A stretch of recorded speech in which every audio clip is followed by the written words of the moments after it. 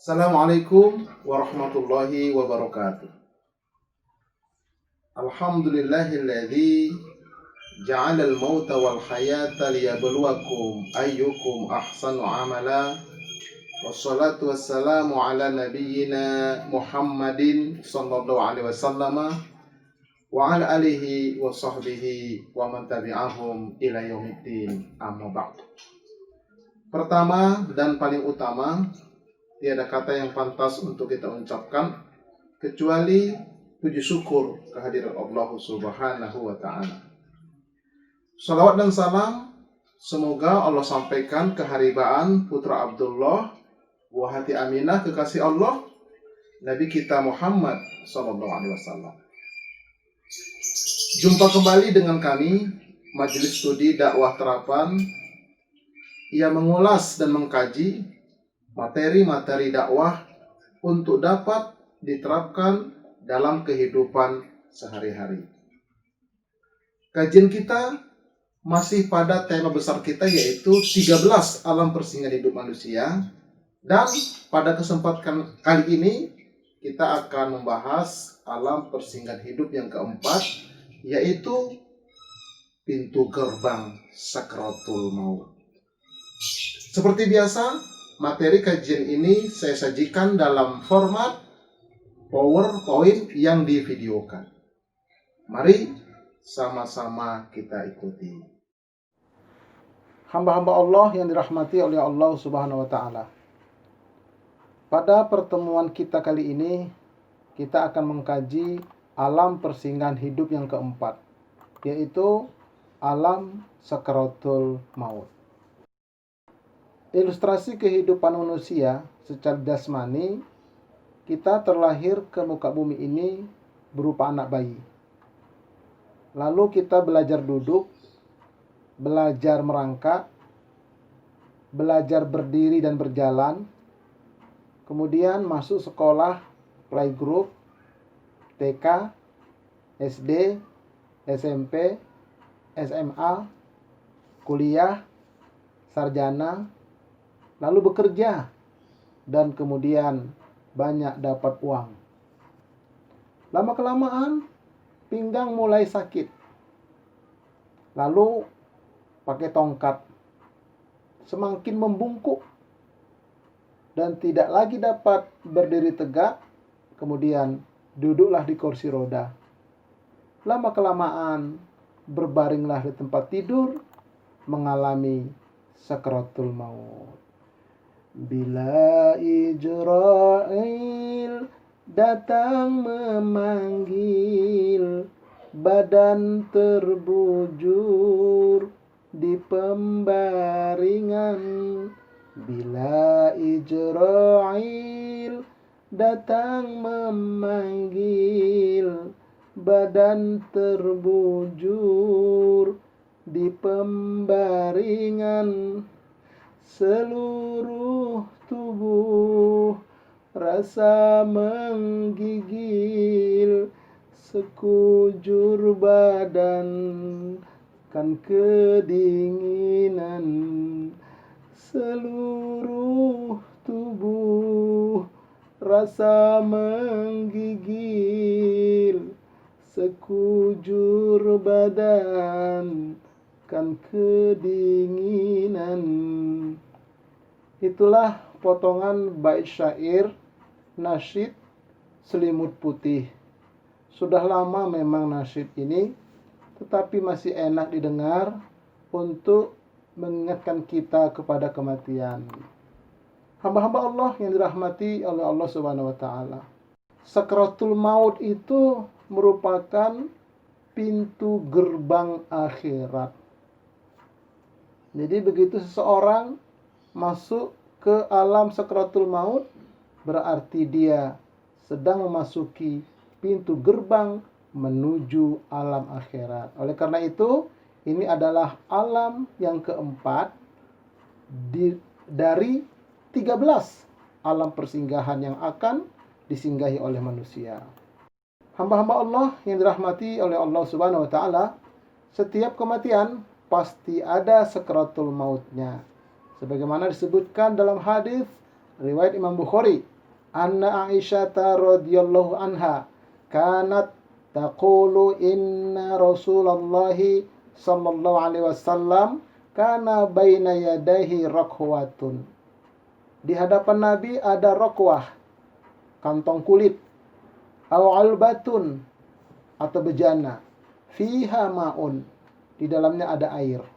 Yashukku Umar ragu apakah rakwah atau ulbah. Faja'ala yudkhilu yadaihi fil ma'. Lalu Nabi memasukkan kedua tangannya ke dalam kantong air atau bejana tadi. Fayamsahu bihima wajhah. Kemudian Nabi mengusapkan kedua tangannya ke mukanya yang sudah ada air tadi. Wa yaqul, Nabi pun berucap, la ilaha illallah, la ilaha illallah, inna lil mauti sakarat. Sesungguhnya bagi setiap kematian itu pasti ada sekaratnya. Inilah Rasulullah ketika mengalami sakaratul maut. Jadi setiap orang yang mau mati, kata Nabi, ada sakaratnya. Apakah itu mati wajar, mati dimakan binatang buas, mati pesawat meledak misalnya, semuanya ada sakaratnya. Tinggal kita tunggulah tanggal mainnya masing-masing. Hamba-hamba Allah yang dirahmati oleh Allah Subhanahu wa taala. Sakaratul maut itu pasti datang pada setiap orang. Allah berfirman, "Waja'at sakaratul mauti bil haqq." Dan datanglah sakaratul maut itu dengan sebenar-benarnya. Zalika ma kunta minhu tahid. Yang demikian itu engkau berusaha lari daripadanya. Jadi banyak orang yang lari dari sakaratul maut, padahal dia pasti datang. Nah, pertanyaannya, apakah sekarat itu dan apakah maut itu? Mari kita lihat pengertiannya. Kata sakaratul maut itu adalah bahasa Arab. Yang pertama, sakrotan itu pecahan dari kata sakiro, yaskaru, sakron, yang berarti mabuk atau antara sadar dan tidak sadar. Jadi sekarat itu antara sadar dan tidak sadar. Kemudian kata maut, pecahan dari kata mata yamutu mautan, yang berarti mati, yaitu jantung tidak berfungsi, darah tidak mengalir, nafas habis, dan pangkal otak besar pun berhenti. Ini menurut ilmu kedokteran. Dengan demikian, sakaratul maut berarti kondisi mabuk dalam menghadapi kematian.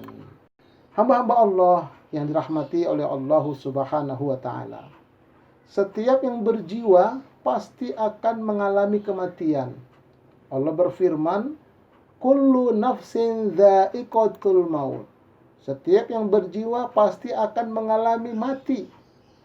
Wa nabalukum bisyarri wal khairi fitnah. Dan kami menguji kamu dengan keburukan dan dengan kebaikan sebagai ujian. Wa ilaina turja'un. Dan kepada kamilah semuanya kalian akan dikembalikan. Lalu tidak dapat lari dari kematian. Allah berfirman, Qul, katakanlah wahai Muhammad, innal mauta, sesungguhnya kematian itu, allazi tafiruna minhu, yang kalian mencoba lari daripadanya, fa innahu mulaqikum, maka sesungguhnya kematian itu pasti akan menjumpai kamu. Tsumma turadduna ila alimil ghaibi wasyahadah, kemudian kamu dikembalikan kepada yang maha mengetahui yang gaib dan yang nyata. Fayunabbiukum, lalu Allah akan memberitakan lagi kepada kalian, menceritakan kembali kepada kalian, bima kuntum ta'malun, dengan apa-apa yang telah kamu kerjakan di muka bumi. Jadi begitu mati kembali kepada Allah, nanti di akhirat semuanya akan diputar kembali rekaman-rekaman kehidupan kita.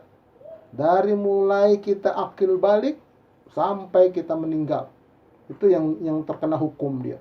Diputar kembali sebagai barang bukti. tidak bisa mengelak sama sekali. Hamba-hamba Allah yang dirahmati oleh Allah Subhanahu wa taala. Kemudian tidak dapat bersembunyi dari kematian.